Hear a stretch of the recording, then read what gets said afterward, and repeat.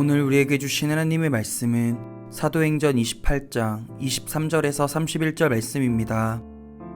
그들이 날짜를 정하고 그가 유숙하는 집에 많이 오니 바울이 아침부터 저녁까지 강론하여 하나님의 나라를 증언하고 모세의 율법과 선지자의 말을 가지고 예수에 대하여 권하더라. 그 말을 믿는 사람도 있고 믿지 아니하는 사람도 있어 서로 맞지 아니하여 흩어질 때에 바울이 한 말로 이르되 성령이 선지자 이사야를 통하여 너희 조상들에게 말씀하신 것이 옳도다. 일러스되 이 백성에게 가서 말하기를 너희가 듣기는 들어도 도무지 깨닫지 못하며 보기는 보아도 도무지 알지 못하는도다. 이 백성들의 마음이 우둔하여져서 그 귀로는 둔하게 듣고 그 눈은 감았으니 이는 눈으로 보고 귀로 듣고 마음으로 깨달아 돌아오면 내가 고쳐줄까 함이라 하였으니 그런즉 하나님의 이 구원이 이방인에게로 보내어진 줄 알라. 그들은 그것을 들으리라 하더라.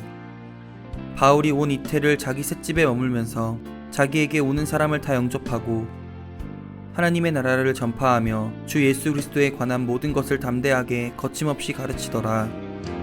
오늘 이 말씀에 많은 은혜 받으시기 바랍니다.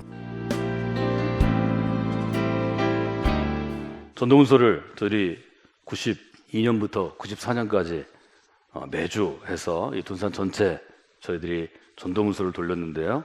그때 묶은 비아 돌로로자 중에서 감독님이 쓰신 글 중에 92년 8월 20일 이제 가을이 시작되는 새로운 마음으로 우리가 특별한 새벽 기도회를 할 때 그 주간에 감독님이 쓰신 글이 있습니다. 제가 정리할 때 이 글이 제게도 큰 도움이 되었습니다. 제목은 한 번만 더입니다.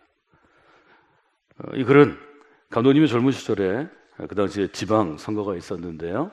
강경에 계실 때 강경읍에 한 젊은이가 그때는 대부분 유지들이 60대 70대가 정치하는데 40대가 출마를 해서 강경이 아주 명성 있는 유지와 선거에서 라이벌이 돼서 선거전을 했습니다.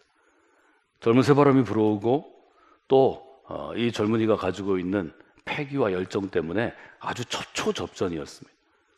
개표를 하는데 지금처럼 개표기가 자동으로 안 되니까 일일이 수기로 하는데요. 아주 엎치락뒤치락 투표함을 열 때마다 밤새도록 그렇게 해서 참관인들이 개표장을 떠나지 못했습니다. 새벽이 되었습니다. 최종 집계가 됐는데요. 6표 차로 이 젊은 후보가 낙선했습니다. 이분의 충격이 너무 컸습니다. 감독님과 아주 가깝게 형과 아우처럼 감독님 동생처럼 사랑하던 분이었는데 그 충격이 너무 큰 것입니다. 도무지 그걸 견디지 못해서 이 사람이 미칠 것 같아요. 너무 어려웠습니다. 감독님 이분을 찾아가서 신방하시면서 이범선 선생이 쓴 수필 중에 마지막 한 번이라는 수필을 들려주었다고 합니다. 수필의 내용은 아주 간단한 것입니다.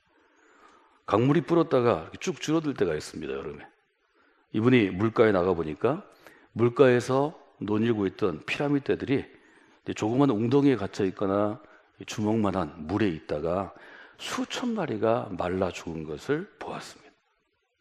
말라 죽은 자국을 계속 보다 보니까 말라 죽은 자리가 물에서 10m쯤 떨어진 것이 아니었습니다. 이런 피라미드는 뭐 1cm, 2cm 되는 작은 고기들입니다. 가만히 보니까 이 고기들이 물이 말라가니까 물 쪽으로 계속 팔딱팔딱 수십 번, 수백 번을 뛰어와서 말라 죽어 있는데 물가에서 많이 죽었습니다. 이분이 이렇게 생각했습니다. 마지막 한 번만 더 힘을 내서 뛰었으면 물가에서 물로 들어가서 살 수 있었을 텐데 이 작은 먹거리들이 1시간, 2시간 수백 번을 뛰어와서 물가에서 5cm, 10cm 거리에서 수많은 고기들이 죽었다는 거죠. 이분이 이렇게 쓰고 있습니다. 한 번만 더 뛰었으면 살 수 있는 거리를 10cm 남겨놓고 마지막 한 번을 포기한 것이 죽음을 초래한 것입니다. 이 이야기를 들려주니까 이 젊은 후보가 감독님께 그렇게 얘기했다고 합니다. 선거를 막바지 며칠이 굉장히 중요한데 밤잠을 자지 못하고 뛰어다니는 그때 목사님이 저를 찾아오셔서 말씀하실 때 지금 아무리 힘들고 목이 다 쉬어서 목소리가 나오지 않고 그냥 누워서 좀 자고 싶고 이래도 한 사람이라도 더 찾아가서 부탁하라고. 한 사람을 더 만나야 된다. 6표 차로 주고 나니까 마지막 한 사람을 더 만나라는 감독님의 조언이 생각났다는 것입니다. 내가 한 사람만 더 만나서 네 사람만 나를 지지했으면 내가 2표 차로 승리할 수 있을 텐데. 이분은 오랫동안 이 충격에서 벗어나지 못했습니다. 우리가 어떤 일을 할 때 한 번만 더 노력하면 해결되는 일들이 있습니다. 크리스천의 믿음은 그런 것입니다. 우리는 초기 교회부터 로마 제국부터 환영을 받은 공동체가 아니었습니다. 유대 사회로부터는 축출당한 공동체였습니다. 우리는 쫓겨난 공동체입니다. 로마의 황제들은 그리스도인들이 마이너리티, 아주 정치적 미끼로 좋았기 때문에 어떤 문제만 생기면 그리스도인들이 불을 질렀다. 그리스도인들이 나쁜 일을 했다. 그리스도인 때문에 우리가 죽게 되었다. 이런 어젠다를 가지고 수세기 동안 그리스도인은 붙잡혀가고 고문을 당하고 죽어야 했던 사람들입니다. 그러나 그 시대 가운데서도 크리스찬들은 현실적으로 수많은 고난을 겪었지만 끝까지 믿음을 포기하지 않았습니다. 마태복음에 10장에 이런 구절이 있습니다. 너희가 내 이름을 인하여 모든 사람에게 미움을 받을 것이나 나중까지, 여기 나중까지는 마지막까지입니다. 마지막까지 견디는 자는 구원을 얻으리라. 그럼 우리 교회 가운데서 여러분 신앙생활 하실 때 마지막 한 번 더 뛰는, 마지막 한 번 더 발걸음을 내딛는, 그래서 하나님의 구원을 성취하는 믿음의 사람들이 되시기를 원합니다. 한국교회가 어려워진 것은 사실입니다. 그러나 저는 우리 교회에서 헌신되고 열심히 교인들을 돌아보며 우리 교회는 더 좋은 교회 공동체로 나아가겠구나. 그래서 제가 기도하고 묵상 중에 생각한 표어가 위기를 넘어 새로운 미래로입니다. 이것은 성서의 메시지입니다. 여러분 잘 보십시오. 마라톤을 뛸 때 내가 100m를 몇 초에 뛰어야 되겠다, 500m를 몇 초에 뛰겠다, 이렇게 계획표를 가지고 뛰면 뛸 수 있을 것 같지만 이런 사람도 끝까지 뛰지 못한다는 것입니다. 오히려 아주 단순하게 한 걸음 더 가야 되겠다, 한 걸음 더 가야 되겠다. 이런 사람은 생각보다 결승점이 훨씬 더 가까이 있고 실제로 결승점에 빨리 도착한다는 것입니다. 이것을 저는 여러분에게 관점의 전환이라고 말씀드렸습니다. 관점의 전환을 영어로 표현하면 더 편하게 할 수 있는데요. 이것은 곧 마라톤을 보는 전체적인 나의 틀을 의미합니다. 그래서 관점이란 말을 씁니다. 영어로는 perspective라는 단어를 쓴다고 말씀드렸습니다. 이것은 인생을 보는 나의 어떤 큰 틀입니다. 신앙을 보는 나의 큰 틀입니다. 지금 저희가 본 사도행전 28장은 바울이 로마에서 어떤 일이 있었나 하는 것입니다. 여러분이 아시는 것처럼 바울은 전도 여행을 하다가 누명을 쓰고 감옥에 갇혀서 로마로 압송이 됩니다. 재판을 받기 위한 것입니다. 말하자면 바울은 로마의 죄인으로 잡혀간 것입니다. 로마에 잡혀가서 그가 가택에 연금된 상황을 통해서 하나님께서는 일하십니다. 바울은 그때 하나님이 일하시는 모든 관점을 새롭게 바라보게 됩니다. 그때 관점의 전환이 일어나는 것입니다. 뉴 퍼스펙티브를 갖게 되는 것입니다. 흔히 우리가 얘기할 때 내가 원하던 일이 내 뜻대로 되지 않을 때 문이 닫혔다고 표현합니다. 바울은 로마에 가기를 원했지만 죄인의 신분으로 로마에 가기를 원한 것은 아니었습니다. 바울은 로마에 가서 하나님 나라와 예수 그리스도에 대한 복음을 전하기를 원했지만 죄인으로 구한 것은 아닙니다.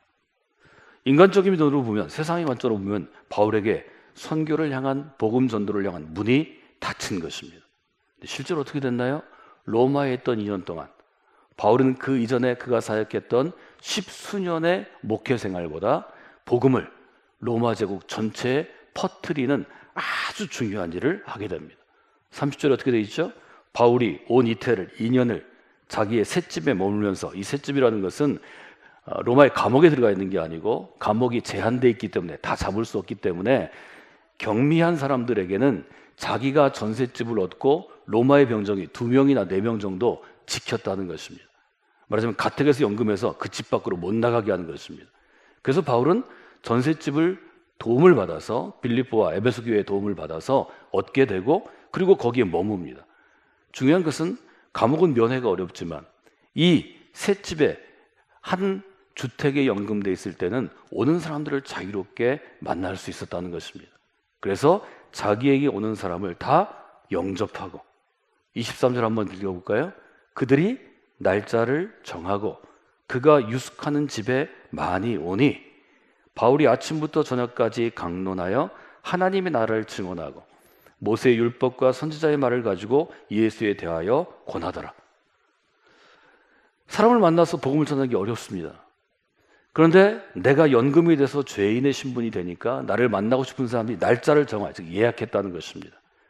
그가 유숙하는 집에 많이 오니 내가 찾아다닐 때마다 바울을 더 많이 찾아왔다는 것입니다. 바울은 사람을 찾아 돌아다니지 아니하고 자기가 연금당했던 그 집에 앉아서 책상을 놓고 아침부터 저녁까지 강론만 했다는 것입니다. 가르쳤다는 것입니다. 로마의 감옥에 학교가 생긴 것입니다. 이것이 바로 하나님께서 우리에게 행하시는 일입니다. 세상의 관점으로는 바울이 복음을 전하는 문이 닫혔는데 하나님은 바울이 감옥에 있는 상황을 이용하십니다. 기회로 선용하십니다. 이것이 하나님의 방법입니다. 이것이 하나님의 때입니다. 그리고 바울은 로마에 있는 로마 제국을 이끌어가는 리더들에게 복음을 앉아서 전할 수 있었습니다. 이것이 바로 바울이 원한 문은 닫혔지만 다른 문이 열리는 역사가 된 것입니다. 여러분 신앙생활하면 여러분이 원한 문은 닫힐 수 있습니다. 나의 뜻, 나의 계획대로 학교를 가고 직업을 정하고 어디에 개업을 하고 누구를 만나는 것은 닫힐 수 있습니다. 그러나 그때가 여러분 무릎 꿇어 하나님의 뜻을 구하고 기도할 때입니다.